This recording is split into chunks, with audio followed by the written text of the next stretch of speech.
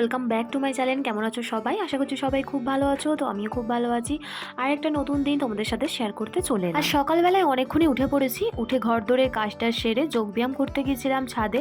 তো অনেকক্ষণ ধরেই যোগব্যায়ামটা করছিলাম, কিন্তু আমার মনে ছিল না যে আজকে ওদের হাতের কাজটা জমা আছে। তারপর রাজা এসে আমাকে কার্ডবোর্ডটা দিয়ে বললো ওর আজকে প্রজেক্টটা জমা আছে। তো আমি তো পুরোই ভুলে গিয়েছিলাম। তারপর তাড়াতাড়ি করে এসে আবার ওর প্রজেক্টটা কমপ্লিট করতে বসলাম। ওদের স্কুলের হাতের কাজ দিয়েছে, তো ও কী করবে বুঝতে পারছিল না। তারপরে বললো যে আমি ক্রিসমাস ট্রি বানাবো।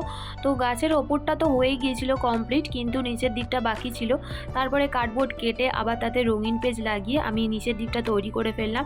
আর এর ডান্ডাটা, পুরো ডান্ডা বলতে গাছের গুঁড়িটা পুরোটাই দেখছো সরু হয়ে গিয়েছিল, সেই জন্যে আটকাচ্ছিল না, পুরো গাছটা পড়েই যাচ্ছিল, যেহেতু ওপর দিকটা ভারী ছিল আর গুঁড়িটা একদমই সরু ছিল। তারপরে আমি আবার ওটা চেঞ্জ করে অন্য একটা পেজ দিয়ে আবার মোটা ধরনের একটা গুঁড়ি তৈরি করে নিলাম। তো সেই গুঁড়িটা এখন আটকে দিয়েছি, এখন ঠিকঠাকভাবে আটকে গেছে আর গাছটা পড়ছে না।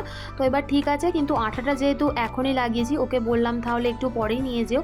তো বলছিল পরে নিয়ে যাবে। তারপর আমি ভাবলাম দিয়ে দিই, আবার ওর প্রজেক্টও জমা দিতে হবে, অনেকটা দেরি হয়ে যাবে। তো হাতের কাজটা নিয়ে চলে গেল। আর তারপরে আমি ঘরে এসে আগের দিনের কাঁচা জামাগুলো ছিল ওগুলো গোছাতে আরম্ভ করে দিলাম, কারণ অনেকগুলো জামা কাপড়ই পরে আছে আর আমার একদমই টাইম হচ্ছিল না, সেই জন্যই আগের দিন গোছানো হয়নি। তো আজকে ভাবলাম সকালের দিকটা যেহেতু ফ্রি আছি, এখন তাহলে গুছিয়ে নিই। তো জামা কাপড়গুলো মোটামুটি গুছিয়ে নেওয়া যাক, তারপরে আবার বাদবাকি কাজ করা যাবে। আজকে ভাবলাম যে তাড়াতাড়ি স্নানটা সেরে নেবো, যেহেতু অনেকটা বেলা হয়ে যায় রান্না করতে করতে। তারপর রান্না করে উঠে স্নান করতে গেলে তো ভীষণই ঠান্ডা লাগে। সকালের দিকটা স্নানটা করে নিলে বেলার দিকটা অতটা আর ঠান্ডা লাগে না, সেই জন্যই ভেবেছি যে আজকে সকাল সকাল স্নানটা সেরে নেব। ঘরদোরটা মোটামুটি পরিষ্কার করে গোছানো হয়ে গেলে তো আমার অর্ধেক কাজ এখানেই কমপ্লিট হয়ে যায়। ঘরদোর গুছিয়ে আমি স্নান করতে চলে গেলাম। আর ফুলকপিটা আমি আগে থাকতেই ভাপিয়ে রেখে দিয়েছিলাম। আজ আসলে ফুলকপি, আলু, শিম এই সব কিছু দিয়ে একটা তরকারি বানাবো, সেই জন্যই ফুলকপিটা আগে থাকতে ভাপিয়ে একটু রেখে দিয়েছি। আর এখানে সমস্ত কিছু কাটা হয়ে গেছে। এই যে এদিকে আমি ফুলকপি আর আলু একটু ভাজার জন্য কেটে রেখেছি, আর ওদিকে চচ্চড়ির জোগাড়ে কিছু কাটা আছে। আজ ফুলকপি আর আলু দিয়ে একটা তরকারি হবে,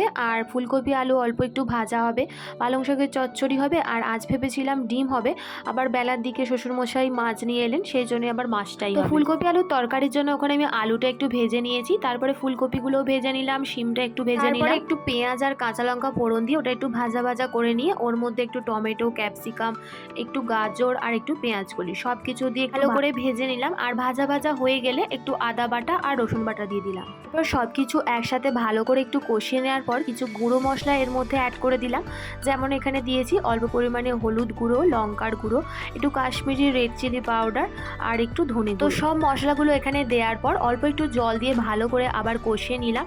আর একটু কষানো হয়ে গেলে এর মধ্যে ভেজে রাখা শিম আর ফুলকপি এই সব কিছু দিয়ে ভালো করে একটু কষিয়ে নেওয়ার পর অল্প একটু জল দিয়ে দিলাম। জল দেওয়ার পর 10 থেকে 15 মিনিটের মতো এটা আমি কুক হতে দেবো চাপা দিয়ে। ফুলকপি আলুটা একটু কষা কষা মতো করব, মানে অল্প একটু গ্রেভি গ্রেভি টাইপের হবে। আর এইদিকে পালং শাক সেদ্ধটা বসিয়ে দিয়েছি, যেহেতু পালং শাকের চচ্চড়ি হবে সেজন্যই পালং শাকটা একটু সেদ্ধ করে নিই। আজকে যেহেতু একটা কুটুম আসার কথা ছিল, সেই জন্য মিষ্টি আনা হয়েছে। তো আমি এখানে মিষ্টিটাতে চলে এলাম, কারণ মিষ্টিটা যেহেতু একটু গরম ছিল সেই জন্যই ভাবলাম একটু ঢেলে রাখি। পুঙ্কুলি কিন্তু মিষ্টির দিকে একভাবে চেয়েছিল, কারণ ও মিষ্টি খেতে ভীষণই পছন্দ করে। তো ওকে পরে মিষ্টি দেবো। নলেন গুড়ের রসগোল্লা কিন্তু এই শীতকালেই বেশিরভাগ টাইম পাওয়া যায়, কারণ শীতকালে যেহেতু গুড় তৈরি হয় আর শীতকালে গুড়টা যেহেতু একটু বেশি পরিমাণ পাওয়া যায়, সেই জন্যই এই রসগোল্লাটা উইন্টার সিজনেই বেশি পরিমাণে পাওয়া যায়। তো যাই হোক, এখানে রসগোল্লাটা আমি একটা গামলায় এখন ঢেলে নিই। বাঙালির কিন্তু রসগোল্লা সবসময় ফেভারিট। তো যাই হোক, এই রসগোল্লাটা যেহেতু একটু গরম ছিল তাই নরমটাও একটু বেশি পরিমাণ ছিল। তো এইদিকে যেহেতু আমি রান্না করতে করতে চলে এসেছি, সেই জন্য এখানে আমি রসগোল্লাটা ঢেলে এটা চাপা দিয়ে আবার রান্না করতে চলে যাই। খেতে অনেকেই পছন্দ করে, তবে আমি খুব একটা মিষ্টি খেতে এখন আর পছন্দ করি না, কারণ ছোটবেলায় আমার বাপি প্রায় বলতে গেলে প্রতিদিনই মিষ্টি এনে খাওয়াতো, আর এত পরিমাণে মিষ্টি খেয়েছি এখন আর মিষ্টি খেতে ইচ্ছা করে না। কুঙ্কুলির ম্যাডাম একটু হোমওয়ার্ক দিয়েছিল, তো ও এখানে ওটা করতে শুরু করে দিল। আর তারপর আমি চলে এলাম রান্নাঘরে বাদবাকি রান্নাটা কমপ্লিট করবো বলে। বাদবাকি রান্না বলতে মাছের ঝালটা বাকি আছে আর ফুলকপি আলু ভাজাটা বাকি আছে।